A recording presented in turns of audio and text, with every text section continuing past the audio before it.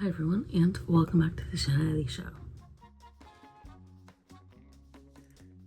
As you can tell from the title and the thumbnail, this is another monthly Thursdays video. Specifically, I'm going to be talking about how I am redefining and how I've redefined my TBR pile and how it works best for me.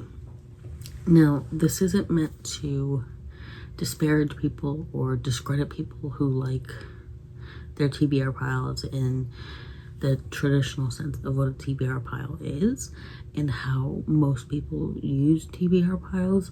This is just meant to give alternatives, give suggestions as to how to make a TBR pile work for you if that traditional way does not work for you. Now, before I dive into this, a TBR pile, if you do not know, is a to be read list, and this is the way readers keep track of books they want to read. And for the most part, like, people use it as, from what I can tell, a large majority of readers use it as, these are the books that I'm going to read, that I have on my radar, and that I'm going to get to at some point, and then I'm going to read at some point, which at some point may not be feasible for everyone. And for me, at least, the question that I tend to ask is like, when does at some point happen? How long between adding it to your TBR pile and you actually reading it? How long is that time frame? And again, if that's something that works for you, that's perfectly fine, perfectly okay. You keep doing you. I am very happy that it works for you. However, it doesn't work for everyone. It doesn't work for me. So that's why I've redefined it for myself, and I'm still redefining it. And I'm just hoping that maybe my suggestions, maybe the way I've done it, can give suggestions to other people who maybe feel like they need to change it up a little bit. So I have 8 ways that I've redefined, and I'm currently redefining my TBR pile. And the first one is, for me, this isn't a strict, I have to read this list. And like, at the end of the day, that's just because, kind of like what I was saying earlier, if I add a book to my TBR pile in 2017, and it's been 8 years since then, how likely am I going to read a book that I added to my TBR pile 8 years ago?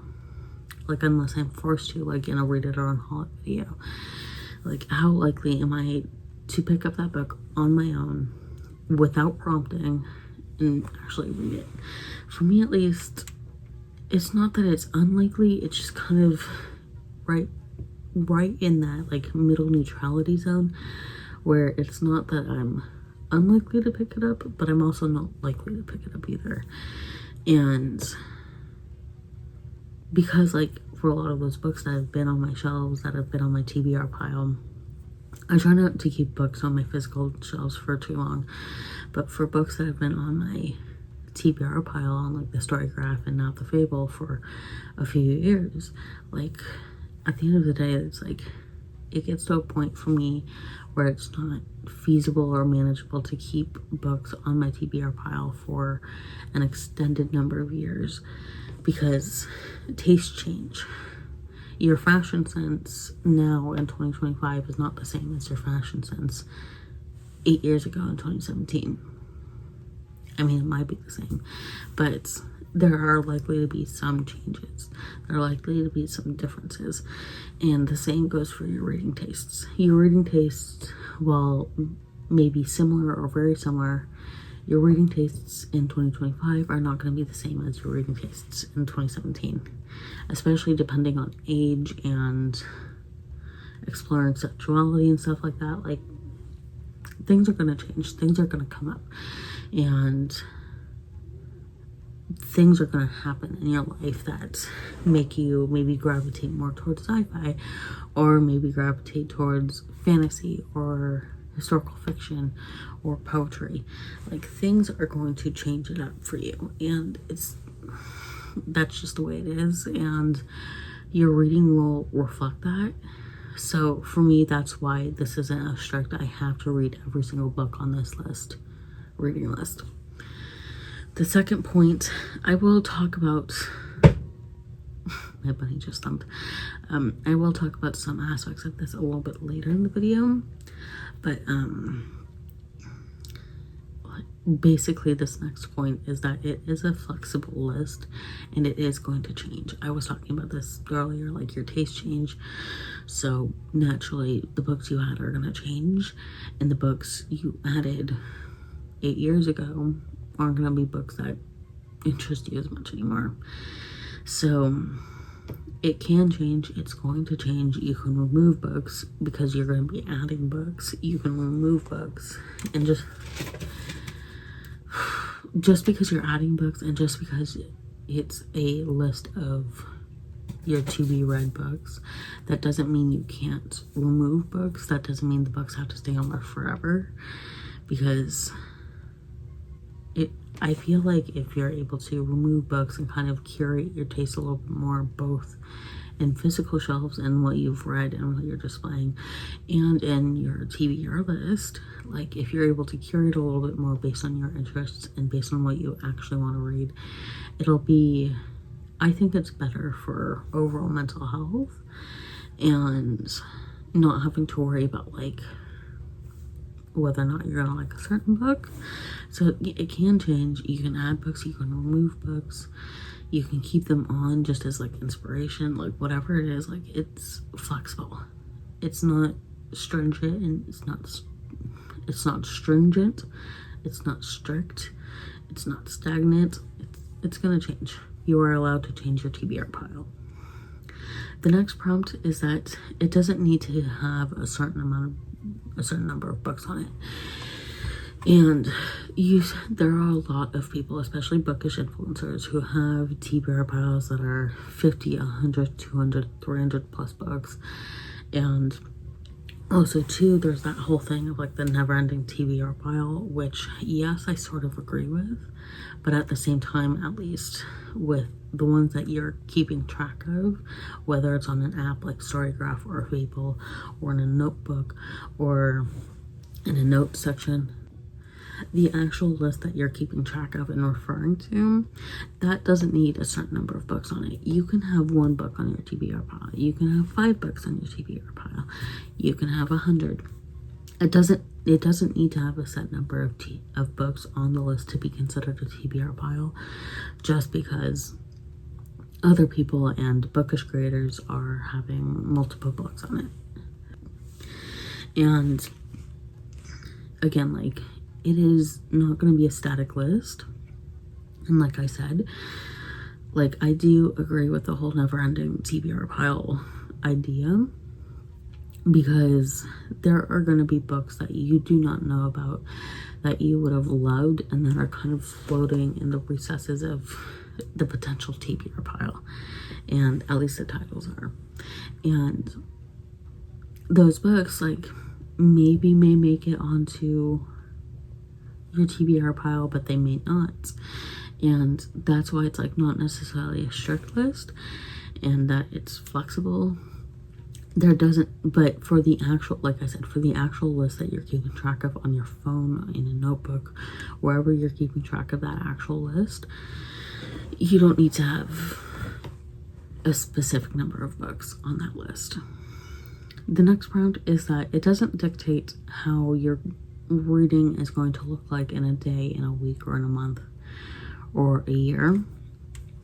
And basically, I feel like with how BookTube and Bookstagram and BookTok are, you get my monthly TBR, or my weekly TBR, or my seasonal TBR, and I feel like that kind of adds in that you always need to have a set TBR for a specific month, a specific season. You need to have a set TBR. You need to stick to that TBR.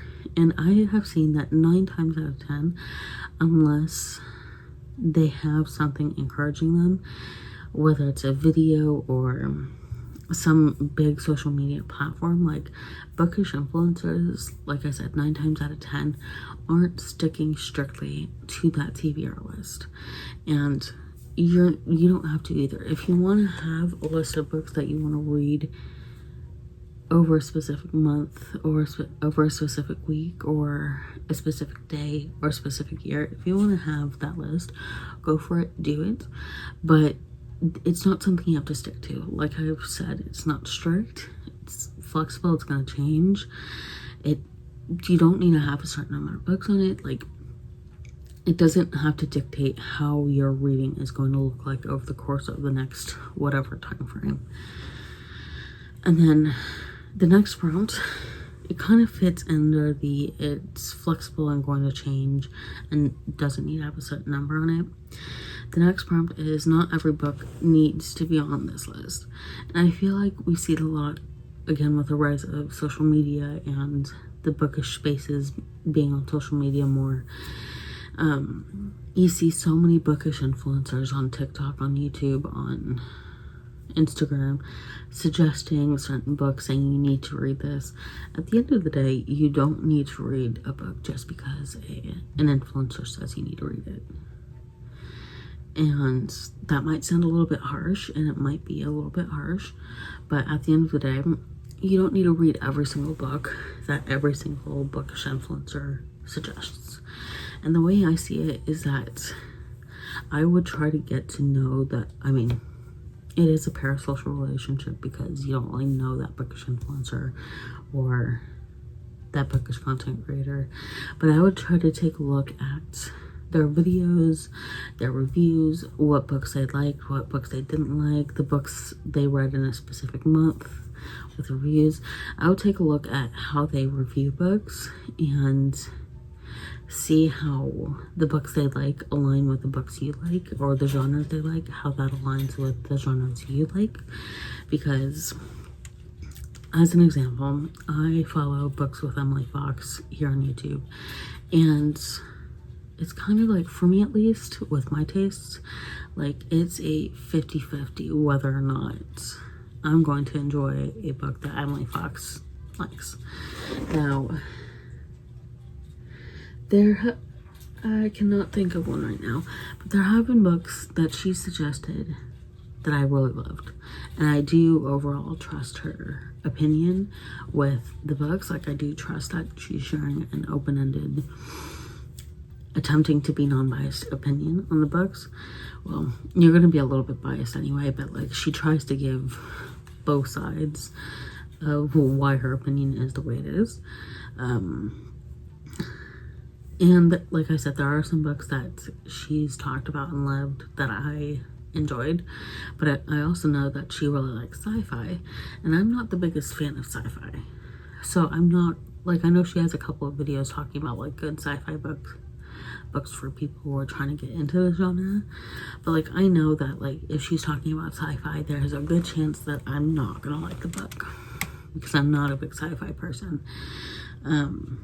And it's in instances like that where it's like, you need to discern what kind of things they like in books, what kind of things they don't like in books, and how that aligns with your own and your own interests. Because if you're watching a creator who loves sci-fi, but you're not a sci-fi person, then you're not going to enjoy the books that they recommend.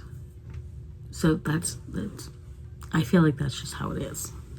So, like I said, not every book needs to be on it, because your recommendations, even if it's not from bookish influencers, like if you're looking at reviews from like magazines or different authors, like, again, it's a situation where it's like, what does that reviewer normally like? What do they like or not like about a book? And kind of like one last example, kind of sliding into like movie and TV shows. For me, like, ideally, I like the idea of romance. Ideally, in an ideal world, I like romance. And the thing is I hate modern day romance stories, whether it's books or TV or movies. Like, I hate it, just because for me, it's always so cheesy and it's so predictable, and I don't like the tropes that they use just because like a lot of the very popular tropes are ones that I'm not too fond of, and or I feel like they aren't done right for me. Like ones I can think of are like miscommunication, even though that's not a super popular trope. Like I hate when miscommunication is used, just because it's like, especially when it's like, if it's like teenagers, like I kind of am okay with it, but even then, but like miscommunication between adults, like I'm sorry, you two are adults. Like, yes, you might need a moment to like, calm down and get to a space where you can talk about it rationally while also expressing how it made you feel. But you're adults. You need to just sit down and talk it out, especially when like the miscommunication drags over way too long. Like, no, it does not need to drag out that long. And like, I hate miscommunication. I hate the miscommunication trope. Like, there have been some romance books where I've been okay with certain tropes and I've excused it. But like, that annoys me. And then like, also too for me, like, I know it's romance, so you kind of know who is gonna get together, but it's like, what annoys me about like the knowing who's gonna get together is if they keep dragging it off, or like putting it off, dragging it out. Like, you know who's gonna get together, and if like they keep almost getting together and then something happens and it's like, you're in that, like, that frustrates me when they do it. And that happens so much in romance media now. I find that it's like, it bothers me so much. And like, again, I know that with romance, you know who's going to get together at the end of the book or at the end of the series, you know. And like for me, I know that with romance, the only way I'm kind of guaranteed to excuse certain tropes is if I grew up on something. I forgive the miscommunication trope in White Christmas. I forgive the guy being like kind of a jerky guy at first in Hatari. Like, you know, like if I grew up on it, I'm more likely to forgive it. But like a lot of the modern stuff, I'm not growing up on this, so it's like I'm less likely to forgive it. But like, kind of that is an example. Like my friend is a really big romance person. She likes romance media, and so it's like I'm not going to take her word. I mean, I respect her opinions. I respect and value her thoughts and opinions, but if she's recommending me a book, I'm going to take her recommendation with a grain of salt, because she likes romance. I don't. Like, again, ideally I like romance. It frustrates me. But so yeah, not every book needs to be on your TBR pile. The next one is books can come off it and or be removed. And I was talking about this a little earlier, where you don't need to you don't need to keep every single book on your TBR list just because you added it to it. You don't need to keep all the books on your TBR list just because you added all those books to your TBR list. They can come off, they can be removed. And again, kind of like what I was talking about, where it's like flexibility and going to be changing, like, and talking about how tastes change. Like, if your tastes are changing, it doesn't make sense to keep, let's say, as an example, like with me, I used to read a lot of historical nonfiction. I still will. I'm a little bit pickier with what I read now, but me adding a, let's see, what's a good niche? Me adding a English history nonfiction book when I haven't been reading English history nonfiction for a while, me keeping that on there when I haven't read that as much, and I'm not likely to read it, I don't need to keep that on there, because it's like, I feel like it kind of distracts from the books you actually want to read and are going to read within maybe like 1 to 3 years roughly. And adding a book that you added like 7, 8, 10 years ago, that you're unlikely to read, keeping that on there, it distracts from the other books that you want to read that you added more recently. So it's okay to remove books off of your TBR list. It's okay to take them off your TBR list. Again, especially when it's been on there for a while, like how likely are you going to actually read that? The next one is your, I misread that for a second. Your TBR list doesn't need to look like someone else's. Like I said, like just because someone has like 50 books on their TBR doesn't mean you need to have 50 books on your TBR. Just because they have a lot of romance on their TBR doesn't mean you have to have a lot of romance on your TBR. So it's like your TBR is a reflection of what you're interested in that given moment when it comes to books, and when it comes to certain genres and tropes and plot points. So just because someone has a certain author, a certain genre, a certain book type, a certain character type, that doesn't mean you have to have it on yours as well. There are books that I do think that we need to read and that we should have on our radar and that we should read and have on our TBR piles, but I'm just talking like generally speaking, like yours doesn't need to look exactly like someone else's just because they're both TBR piles.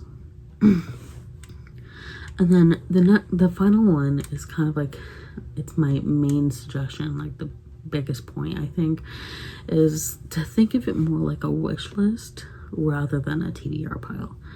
Like still call it a TBR pile, but think of it more of a wish list. Like, and like I kind of started thinking this when I was adding books to my Barnes & Noble wish list in the app. Like there are books that I've added in there that I'm like, yeah, I would like to read that. And at the end of the day, like if you think of it more of a wish list, it's easier to be like, okay, yeah, my tastes change. I'm not going to want that tricycle from 5 years ago. That was a very kiddie example. Let's see. Like maybe you're not going to want that specific bookend that you wanted 5 years ago. It's like, oh yeah, I did like that in the moment. I don't want that anymore. So it's like, kind of think of it like that. Like, oh, like, yeah, I was really liking that author, but now I'm not reading as much of that author anymore. So I'm not likely to read it. So let's not keep it on the TBR pile. So just think of it more of a wish list, more of as a wish list, kind of like what I was talking about in all of the previous 7 points. Like, it's going to change. It's going to be flexible. Yours doesn't need to match someone else's, whether in quantity, length, or plot points of your TBR pile, genre points of your TBR pile. Like, it's okay to have your TBR pile be unique to you. So that's all I'm going to talk about. So just because we're getting on the longer, this video isn't super long, but I'm getting to a point where I'm like, I'm gonna be a broken record. So if you have any suggestions, comments for maybe how you've redefined your TBR pile, or why you like your TBR pile the way it is, comment down below. I would love some discussion on this and love some other opinions on this. Comment down below with your opinions and let's talk about this. Thank you all for watching, and I'll see you all in my next video.